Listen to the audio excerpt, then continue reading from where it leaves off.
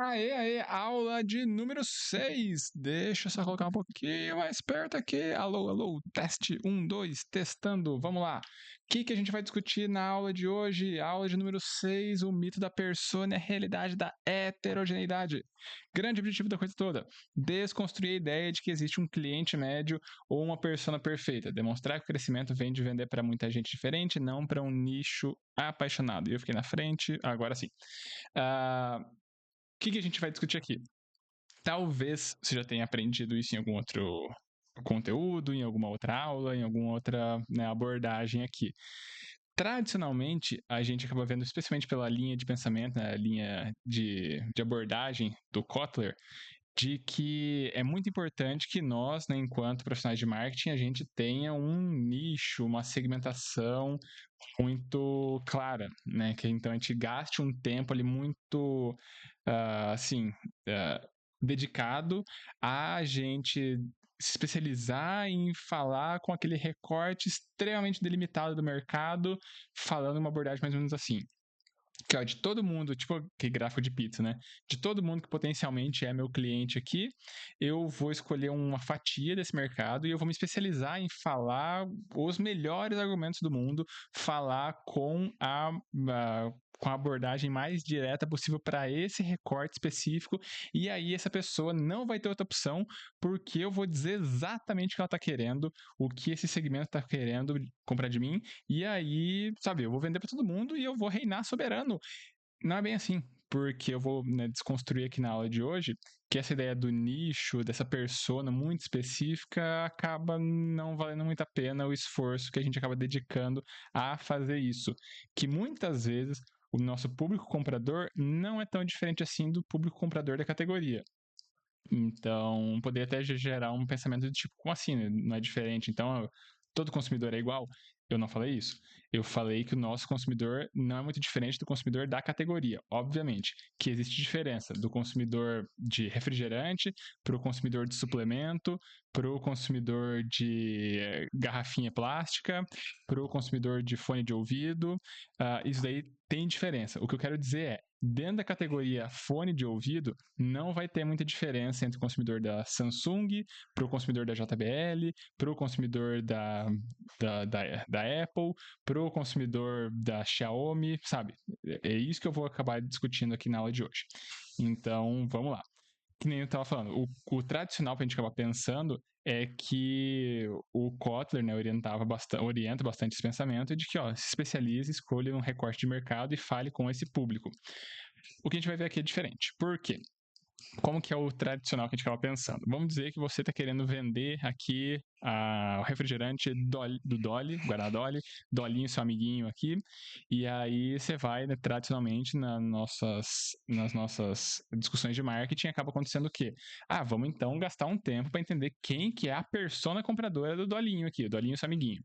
Eu adoro falar Dolinho, seu amiguinho aqui, então vou repetir todas as vezes dessa forma. Eu já ensinei isso, né, em outros momentos, em outras turmas que eu ensinei marketing em outras universidades. Então, não é, assim, não é uma coisa que está necessariamente errada pensar dessa forma. Estou dizendo que à frente aos dados que a gente acaba tendo, né, o embasamento de pesquisas, né, científicas que a gente acaba tendo, talvez não vale tanto tempo, tanto esforço assim se dedicar em construir essa persona. Porque o tradicional é o quê? A gente pegar quem que é o público consumidor de Dolly Guaraná, o Dolinho aqui. Dolinho, seu amiguinho. Desculpa, não podia evitar. Vai, às vezes, fazer todo um esforço de dizer que a pessoa tem de tantos anos, vai pegar aquela ideia bem clássica da persona. Como eu gosto de falar, a persona é um exercício de vínculo empático, né? É você entender e descrever como é aquela pessoa, como se ela fosse uma pessoa real mesmo. Então, você vai falar aqui como se você tivesse... Peraí que eu deixei uma imagem separada. Cadê aqui? Na minha cola. Tá, temos aqui esta imagem dessa... se a gente fosse olhar um público, seria o pinhão aqui passando, né? Se a gente fosse falar, é uma Joana metafórica, ela tem 28 anos, ela adora yoga, então a vida dela é mais ou menos assim, ela acorda, tem uma vida super corrida, então ela sai de casa super cedo, mora numa grande metrópole, ela mora lá em São Paulo, Então ela acorda cedo, tem que pegar assim 2 horas de transporte para ir para o trabalho, depois ela tem 2 horas de transporte para voltar. O dia, né, o dia a dia clássico dela assim, é ela trabalhar numa empresa que valoriza pouco ela, então ela recebe um salário que ela, sabe, sente que ela poderia ganhar mais, mas ela se sente subvalorizada. Tem um chefe pentelho, abusivo ali, que fica sempre passando um monte de demanda que não seria a atribuição dela, mas ela acaba fazendo, porque senão se ela não fizer, ela acaba sendo mandada embora. E ela depende muito dessa grana, porque ela usa essa grana, inclusive, para pagar a faculdade dela, que ela tá fazendo à noite, né? Melhor, nos horários que dá, né? Porque com essas 2 horas para ir, para voltar, não tem muito tempo para frequentar uma faculdade assim no jeito tradicional, né? No jeito presencial. Então ela faz EAD. E aí nesse EAD ela sabe, até tenta, né? Aprender ali, mas ela sente que ela faltaria a interação no presencial. Então ela tem essas angústias de que assim, ela sabe que ela está fazendo alguma coisa, mas é que ela poderia ter uma formação que compreendesse esses outros aspectos mais humanos, né, da interação social ali com as pessoas. E aí ela tem um namorado, só que ela acaba vendo pouco aí durante a semana por conta dessa correria, né, 2 horas para um lado para o outro. Então eles se veem mais de fim de semana. No fim de semana, como é que tem a grana apertada, sabe? Você começa a criar toda uma história para você entender o dia a dia daquela pessoa. Entender como é que ela é em ritmo de férias, quando ela tá viajando, quando ela tá em casa, quando ela vai viajar para um outro lugar. E aí você cria todo esse documento para entender essa persona, e aí com esse documento depois você vai desenvolvendo suas campanhas, né, de comunicação. Você vai pensando, pô, esse argumento, essa campanha, será que se conecta com a nossa Joana metafórica aqui? Né? Então, talvez a Joana não se relacionaria com esse argumento, não faz parte da dinâmica dela, porque daí ao que você descreve a Joana, você acabaria falando com um público que a Joana representa, melhor dizendo, a Joana representa um público muito maior, né, que é o teu público comprador. Então você faz esse esforço e, pô, pareceria lindo, né? Tem uma consistência interna, tem uma lógica interna muito legal. Você vê como que funciona essa lógica. Acontece que a gente se questiona, será que o nosso público de fato comprador, ele é parecido com essa Joana? Ou ele é um público que, sabe, eu tô pensando na Joana, eu tô desenvolvendo, tô desenhando a Joana, mas o nosso público, será que ele não pode ser diferente? Será que ele não é muito mais, sei lá, divergente, um público muito mais aleatório do que isso daqui? Talvez seja, e é isso que a gente vai acabar discutindo na aula de hoje. Deixa eu até arrastar pra cá. Não. Opa, deu errado, deu errado. Eu vou fazer diferente, eu vou excluir esses dois aqui. E aí eu vou colocar. Como é que eu faço? Não, pera aí. Aqui e este. Agora eu pego e coloco pra cá. Aí, agora deu certo. Então, a nossa Joana, pera aí, só ver se ele tá copiando certo. Não, Joana e este deveriam vir pra cá, porque não tá dando certo. Já sei. Agora deu. Esses dois caem fora. Isso aqui vem pra cá. E agora deu certo, porque eu vou precisar só colar agora a nossa carta da discussão do dia. Então, sabendo então desse pensamento de que o meu público talvez seja um tanto mais diverso do que eu estou imaginando, eu vou apresentar a nossa cartinha aqui, carta 9 de espadas, que é a heterogeneidade do cliente.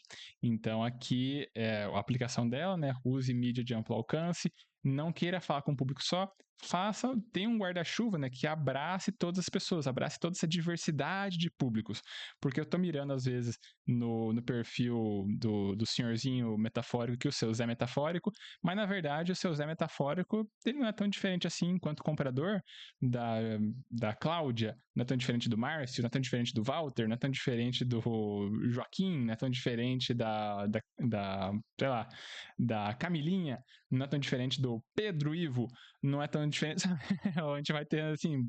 Acho que a minha fala aqui já ficou um tanto clara. Não é tão diferente assim essa galera. Então, enquanto compradores, todos eles são compradores, né, da minha marca, porque eles são compradores da categoria. Então, quando eu tô falando de compradores da categoria refrigerante, a gente, sabe, provavelmente não vai ter tanta diferença assim a gente olhar o comprador de uma marca e o comprador de outra marca. E eu já vou, então, trazer os embasamentos para você não ficar aí falando, mas professor, eu discordo. Pode discordar, mas primeiro eu vou trazer todos os argumentos aqui pra gente. Feito? Então, vamos lá. Deixa eu puxar para cá. E a gente faz. Eita. Aqui, então, a gente faz o outro tópico que vai ser segmentação versus alcance de massa. Como que vai funcionar isso aqui? A gente vai ter, então, duas vertentes mais tradicionais, como a gente fala em marketing. Então, duas vertentes em termos de estratégias de marketing. Como eu já falei, temos aqui a segmentação, né, o marketing direcionado, segmentado, que ele acaba trabalhando a busca de um cliente ideal. É a Joana metafórica. A gente vai gastar um baita tempo para entender quem é esse público que eu estou traçando, idealizando ele como o meu público comprador ali. E vamos ter também a postura do marketing de massa, que esse vai tenta vender a todos os consumidores da categoria. E aqui, a gente vai entendendo isso, a gente acaba também entendendo outras coisas que eu vou me aprofundar em outras aulas, mas entendendo esse comportamento de o consumidor de categoria, mirando esse público, a gente entende que a gente tem compradores que são eventuais, ou melhor, que os consumidores em geral são eventuais, e que a gente também costuma encontrar relacionamentos fracos de fidelidade. O normal, o esperado, é que o consumidor troque muito de marca. Então o consumidor compra a tua marca e daí ele compra do concorrente não porque ele não gosta mais de você, mas porque às vezes foi uma eventualidade, uma coisa, às vezes ele comprou para experimentar. Então, só dizendo tipo um exemplo dizendo um exemplo, só para a gente ilustrar isso, se a gente pegar o caso de um lanche de fim de semana. Você comprou uma pizza de um lugar e aí na semana seguinte você vai experimentar a pizza de um outro lugar. Não porque você odiou a pizza da semana passada, mas porque às vezes um amigo teu falou que, descobri essa outra pizzaria e você vai dar uma chance. Na outra semana você compra um hambúrguer, né? Um lanche ali. Na outra semana você cozinha em casa. Então não é porque você não deixou de consumir porque você odiou, né, aquele vendedor ali, aquela marca. Você está comprando você está comprando uma outra opção, né? Porque você simplesmente quer testar outras opções. Então você comprou Coca, na outra semana você compra Fanta, na outra semana você compra Guaraná Antártica, na outra semana você compra Dolly Guaraná, na outra, sabe? E depois você volta e consome Coca de novo, tá tudo bem. A gente acaba entendendo que o marketing de massa ele considera essa dinâmica porque os consumidores eles têm uma dinâmica que é muito mais de trocadores fiéis. E aqui no marketing direcionado, ele trabalha com uma busca, né, ou o ideal de uma lealdade do consumidor. Aqui a lealdade, um comportamento que as pessoas tendem a ficar replicando sempre, não é de comprar da mesma marca, é de ficar trocando de marca em marca. E eu vou trazer então dados para a gente ver isso. Fechou? Então, vamos lá. Esse aqui é este. Aqui, então, vamos colocar. Deixa eu ver, então. Todas as marcas têm compradores eventuais, que nem eu falei ali. Apesar da baixa frequência, as compras são tão numerosas que elas contribuem consideravelmente para o volume de vendas. Então, vamos olhar aqui. Pode ser surpreendente, mas o comprador típico é bastante. Desce a tela. Eventual.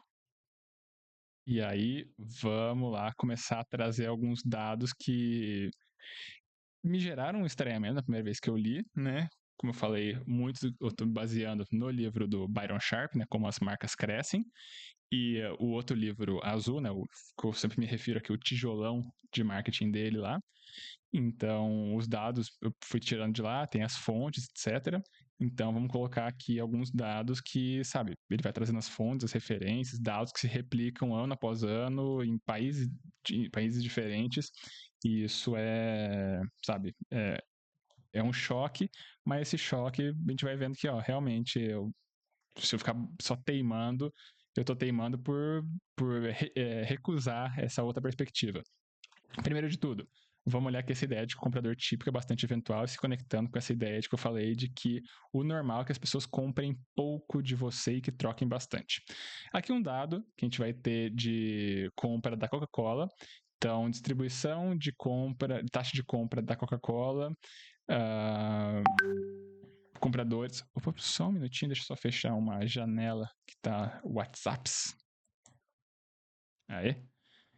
Agora sim, voltando aqui. Então, gráfico mostrando compradores de Coca-Cola no Reino Unido comprando a Coca normal, né? Não tô vendo outras variações, outros sabores, digamos assim, né?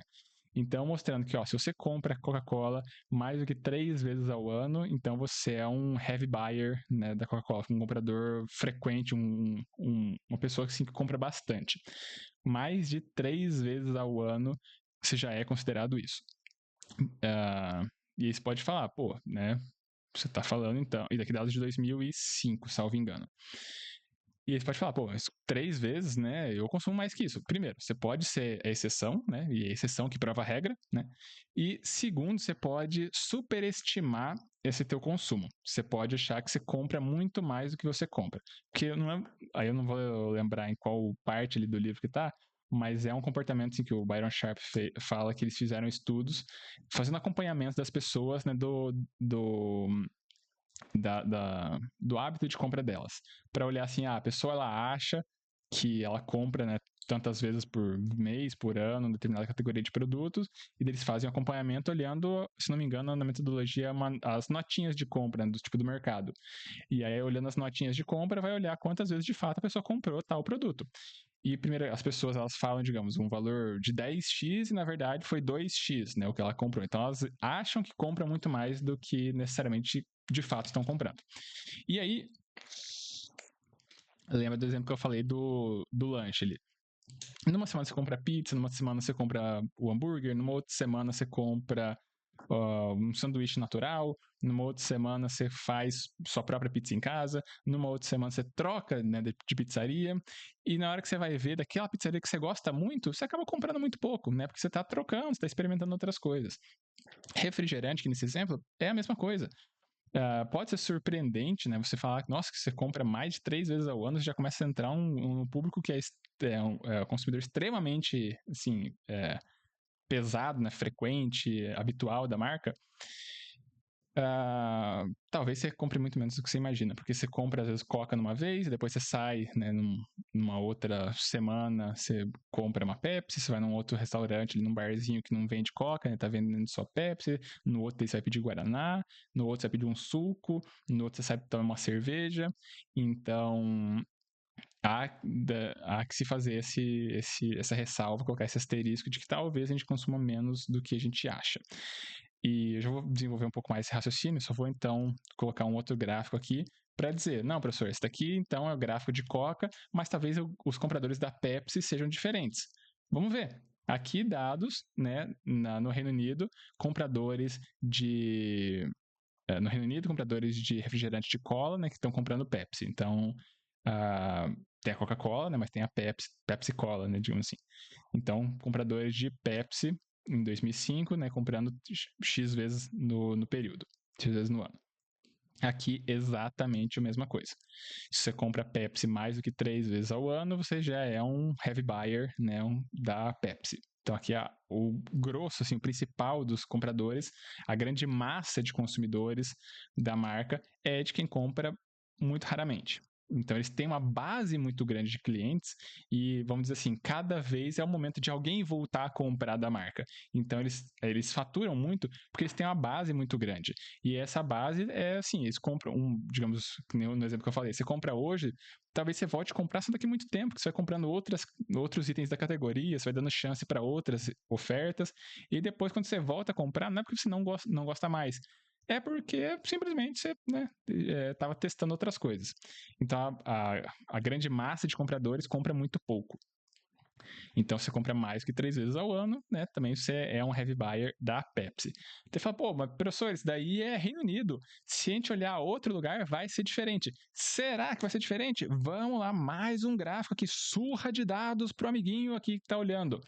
Dados agora de 2012, então não era olhando, aqui foi 2005, talvez mudou mais para frente. Não mudou, porque olha aqui, dados de 2012, dados nos Estados Unidos de compradores, né, já colocando lado a lado, compradores de Coca e Pepsi ao longo do ano.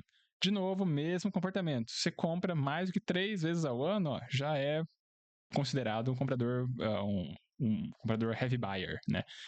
A grande massa de consumidores é quem consome pouco, é quem consome de 1 a 2, 3 vezes aqui, né? Então, aqui já deu uns 45% quem compra pouquíssimo aqui, 0 a 1 vez, e aí a gente vai olhando nessa distribuição. Quem compra muito é extremamente improvável uma pessoa que compre muito refrigerante. Pode existir? Você pode ser essa pessoa? Sim, você pode ser essa pessoa, mas o que eu falei, o esperado é isso, e se você é exceção, você é a exceção que está provando a regra. Então, é um tanto polêmico. O comum é a gente ter aprendido que quem está querendo vender para todo mundo, na verdade, não está vendendo para ninguém, né? Esse pensamento de que se você está mirando para todo mundo, você não consegue se conectar direito, bobagem. Isso daí pode ser verdade para produtos muito específicos, né? Ninguém vai vender peça de reator nuclear no supermercado. Você sabe que daí você tem um público extremamente refinado, e aí, claro, nesse público você tem que mirar para entender de fato quem são essas pessoas ali. Mas para a maioria das marcas de consumo, né, serviços, assim, B2B mesmo, o segredo de tudo, deixa eu colocar aqui então, para a maioria,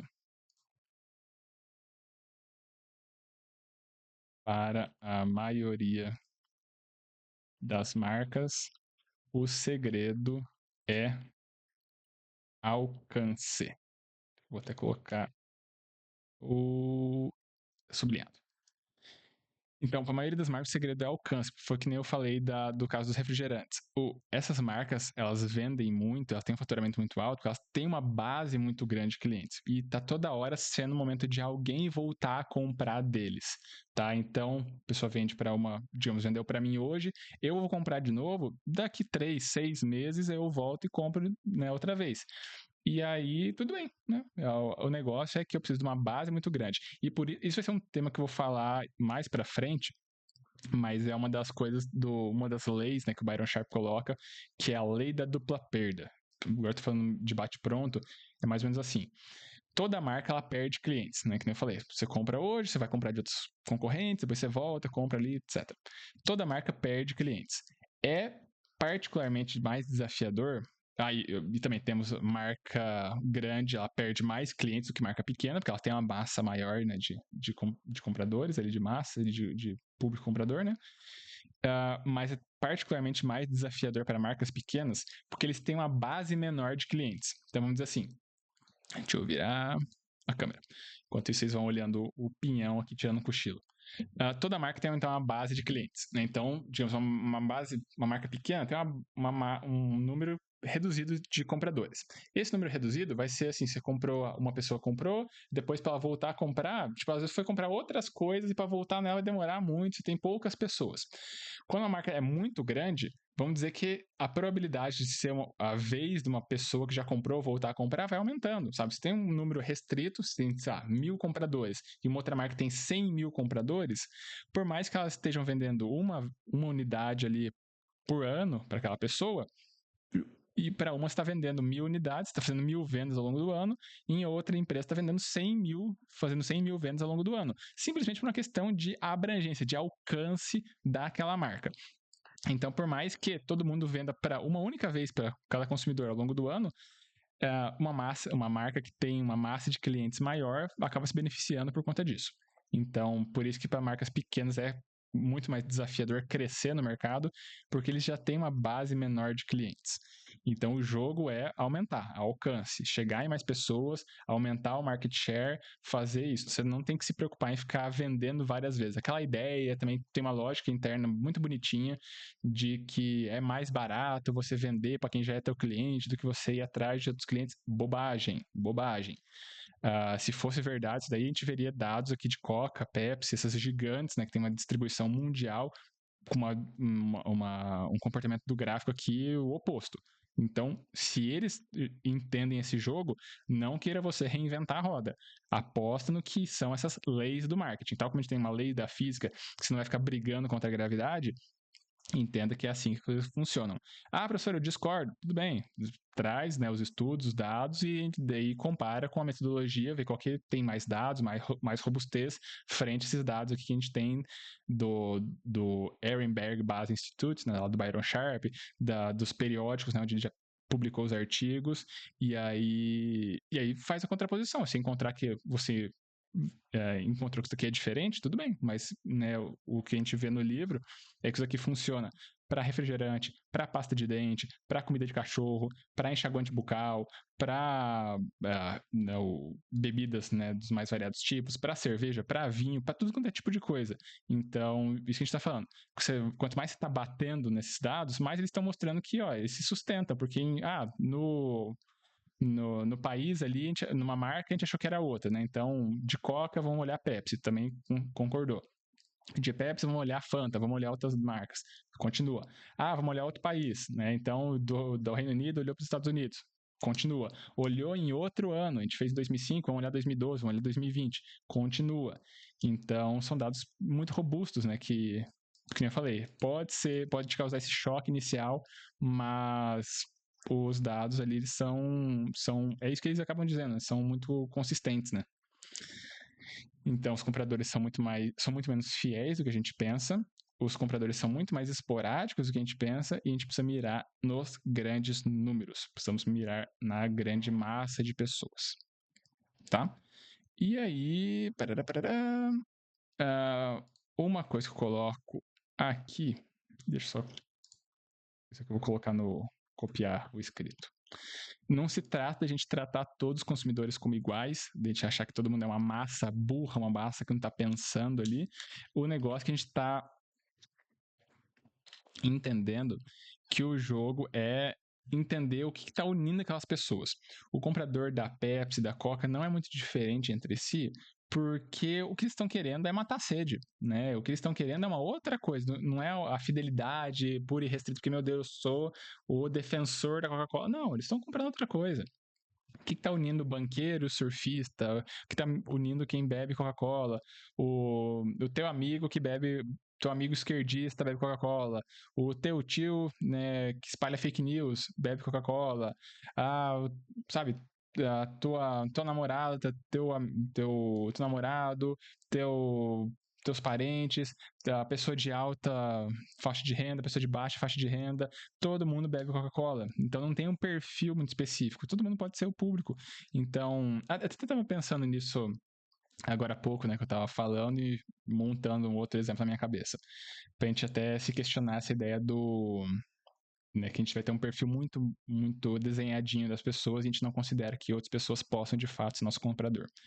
Vamos olhar o caso de cafés especiais. O normal do café especial é que ele tem um valor mais elevado do que o café, assim, um café pilão, um café mais barato, assim, na gôndola do supermercado. Esses cafés especiais, então, eles têm um valor mais alto e se fosse fazer o desenho clássico da persona, a gente colocaria que é um público de uma faixa de renda mais elevada e tal, lá. E a gente faria todo esse pensamento, olharia de que, meu público tem um extrato socioeconômico maior e tal. Mas daí, às vezes, você pode começar a olhar que o teu público comprador vai ter, evidentemente, essas pessoas, mas também vai acabar tendo uma pessoa que ela tem uma faixa de renda mais baixa, mas ela... Barulho de Não sei se tá pegando, mas umas furadeiras aqui. Até acordou o gato. Coitado do peão. A gente tava, então, pensando. Pode ser que você tenha, então, um comprador que tem um nível de renda mais baixo, só que ele provou café especial, ele gostou bastante, ele é um entusiasta, e por mais que o orçamento dele seja mais apertado, ele vai fazer um sacrifício de que, ó, posso não ter o mesmo consumo diário e tal de café, tal como, né, seria 3, 4, 5 vezes por dia uma pessoa que tem um nível de renda maior, mas eu vou comprar um café melhorzinho ali para pelo menos o meu café da manhã, para eu começar meu dia, eu vou fazer um café maneiro. Um café maneiro ali, minha renda não é tão alta, mas eu vou fazer esse sacrifício de que, ó, pelo menos um café ali, eu vou tomar um café com gosto, vou e tal. Então, assim, às vezes se desenvolveu todo um pensamento achando que teu público era um, na hora que você vê teu público comprador pode ser muito mais diverso do que você imaginaria. Então, toma cuidado, todo mundo ali pode ser teu comprador. Entenda o público comprador da categoria. Não tente achar um público comprador da marca especial, achando que a pessoa seria muito diferente. Até a gente vai ter uma outra carta que eu vou revelar como um bônus, aqui essa outra carta, que isso a gente vai desenvolver mais pra frente. Só um minutinho, tá muito barulho. Aí, acho que parou. Bom, talvez volte e aí a gente vai lidando. Coloquei uma outra carta aqui pra gente, que é essa marketing de massa sofisticado, que eu vou falar nela na outra disciplina, que eu vou gravar depois que a gente finalizar essa aqui, que é até outro naipe, na naipe de copas, a gente vai usar na outra matéria, que é esse marketing de massa sofisticado, que é bem parecido com a heterogeneidade do cliente, a gente falou agora há pouco, que é a gente, ter a aplicação dela, uma mensagem universal que ressoa em diferentes grupos. Na heterogeneidade do cliente, a gente entender que a gente tem que ter uma mensagem que abrace essas diversidades. Aqui no marketing de massa sofisticado, é a gente então direcionar nossa mensagem, a gente saber então falar com esse público. Primeiro, a gente entende que nosso público é muito mais diverso do que a gente imaginaria. Segundo, a gente saber então falar com esse público, tá? Então depois a gente vai falar nas estratégias, na outra matéria, sobre isso. Então vamos nos aprofundar na disciplina de marketing estratégico, mas a base é essa discussão que a gente acabou de fazer.